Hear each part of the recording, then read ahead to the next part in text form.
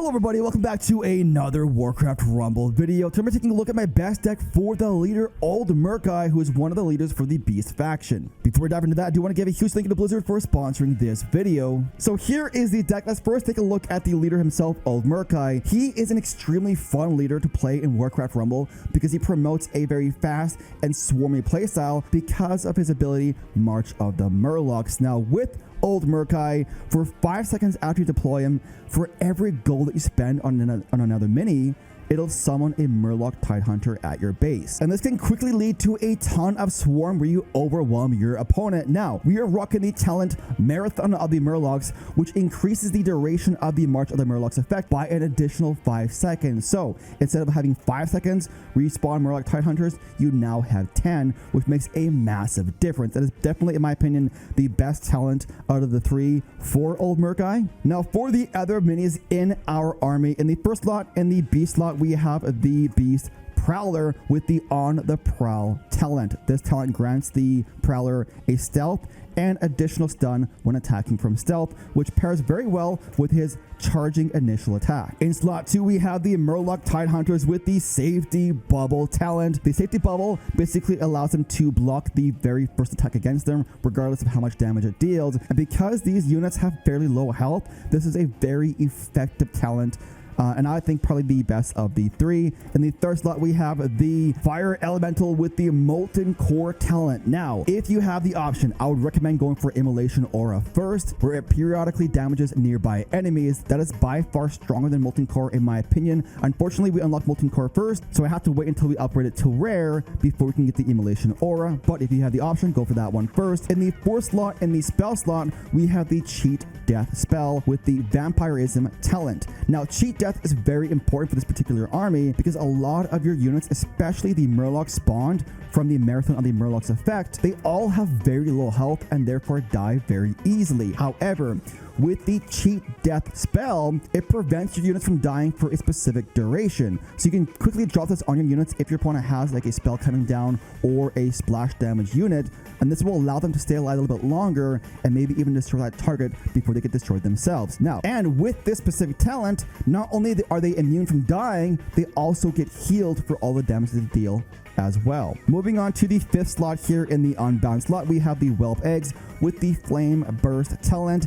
And in the sixth and final mini slot, we have the Gargoyle with the Wing Buffet talent, increasing movement speed by 33%. That just kind of gives us a solid win condition and tank to go in and destroy those towers, because a lot of these other units are kind of fairly squishy and they kind of, for the most part, focus on dealing damage and supporting, and the Gargoyle is your kind of main win condition. So let's jump into a quick Arc-Light Surge mission here, just kind of to showcase the potential of this deck and basically how fun it is. Now, we are using the, I think, the overclocked modifier, and this Arc-Light Surge basically increases your gold income, but honestly that makes it even more fun because you can see here how much infinite swarm there is with this particular army. Just basically keep spamming. When you drop the Old Murk-Eye down, your gold bar will go green, which indicates that you have that March of the Murlocs effect active.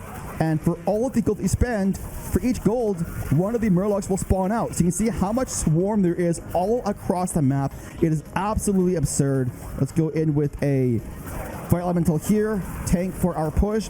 Now, I'm not focused too much on the strategy right now of this particular battle, because literally I'm just spamming. That is why I really enjoy this particular army.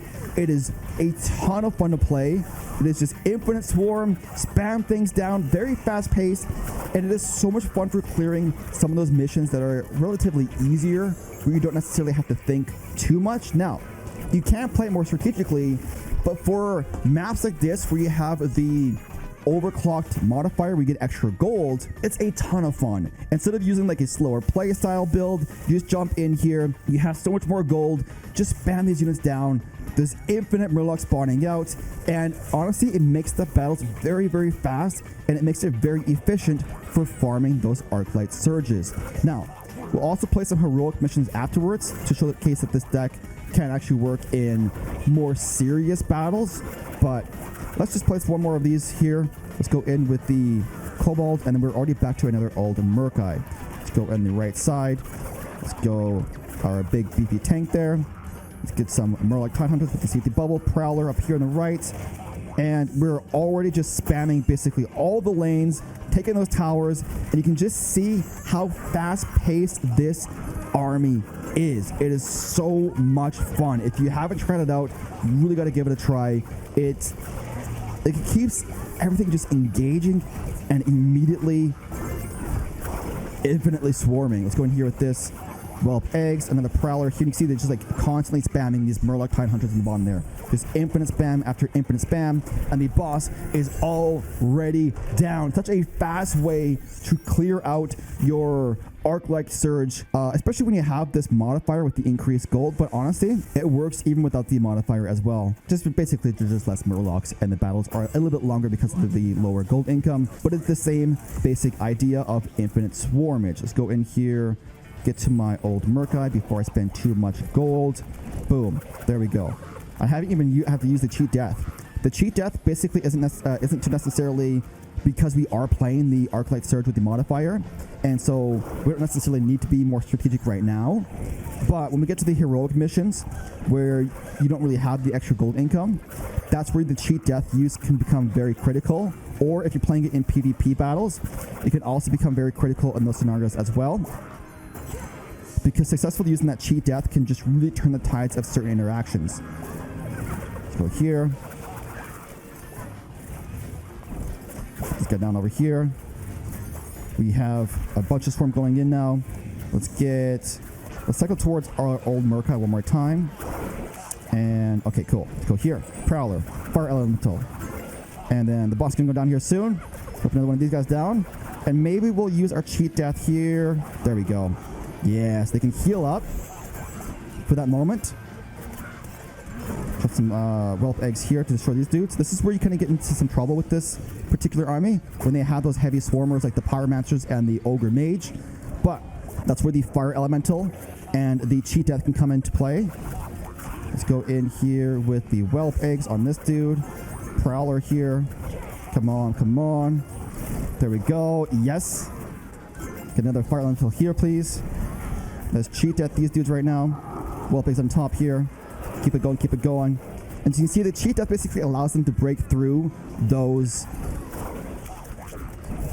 splash damage attackers. And there we go. Another solid victory. And we'll jump into one more Arc-Light Surge just because this army is honestly so much fun. And I need the gold, so let's just kind of jump in here. Let's go old Murk-Eye. This dude. Drop some of these guys down. Let's go a Prowler to get a tank in front of these guys. And then if we need to, we can get some Whelp Eggs going on there. Cool. Whelp Eggs should tank. They all just jump in there. Let's cheat death these guys down. Boom. They're all cheat deathed. They won't die for a bit. They get healed up again. And honestly, like, look at this. The boss is already down. Oh, he's pretty close. He's pretty close to being down. But he would have been down if I had maybe committed a bit more. But we should get it down right now. Cheat death here. They heal up, and there we go. Boss is destroyed. Like, that's such a fast battle right there. This army is so much fun. Infinite Swarm. Let's take a moment here to get the rewards that we have from the Arc-Light Surge. Where we got here? We got boom, 60 gold, boom, 60 gold, boom, 60 gold, 60 gold. Some red buttons. And let's get these tombs over here. Ooh, we got let's go Goblin Sappers. Next we have, let's go Cenarius. He's a very powerful leader.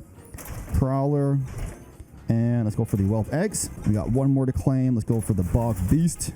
Get an upgrade for that one, which actually improves my Cenarius deck. And then, ooh, we gotta go for old Murk-Eye. You can actually use the Defiance Bandit that just out there. You can throw it in this one if you want to. If you want even faster, you can get rid of the Gargoyle or the Whelp Eggs. If you want to just go quick, like crazy spam, because for one gold cost, they get the gold from the chest as well with the Picklock talent. But let's jump into some heroic missions over here and just see this kind of army in action. Let's go boom, boom. And you can see that initially it is much slower pace. Obviously, we have way less gold income, but the entire premise is the same. We have so many Murlocs spawning out. Infinite Swarm, absolute destruction. Let's get back to our old Murk-Eye here. That's why I like having like a lot of like cheaper cycle stuff in there, just because like the fast spam. Let's go boom, get that cheat death on there, keep much stuff alive. They heal up, they get to that boss. Of course it wears off as soon as the boss attacks them, but that's okay. And now he's going to start coming down, attacking my stuff. And I'm okay with that because all I really want to do right now is I want to get some gold flowing in. Once we get near 10, we'll drop old Murk-Eye down, then we'll go for some spam. So first things first.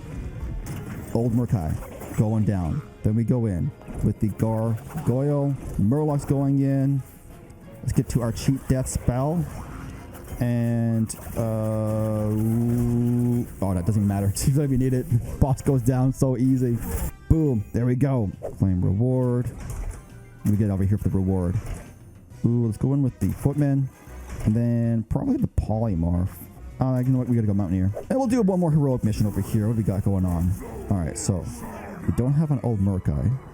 But if I go like this, drop some wealth eggs. And then boom. Oh, I was too early with the cheat death. No! Dude, if that cheat death would have landed a half second earlier, it would have prevented the wealth from like dying to the ogre. And then we would have killed it. Dude, I was so close. I had the idea, but the execution was flawed. That's okay though. It happens sometimes. Because there's a lot of stuff coming in. We can get some swarm going on. Let's get the fire elemental here, please. And then they'll go in and take care of the grunts. Come on, come on. Yes, sir. Look at this. Fire elemental. He does extra damage. And then let's get... we don't have any old Murk-Eyes here, but we can go cheat death on my Murlocs. Keep them alive just a little bit longer. They heal up as well. The fire elemental dies. Leaves some lava down, which destroys that tower. And let's go whelp eggs here. Because that tower is going to go down right here, but then the whelp eggs will spawn out and destroy that the troll. Oh, one more. Oh, so close, so close. All right, this time. Murk-Eye. Prowler. Kobold.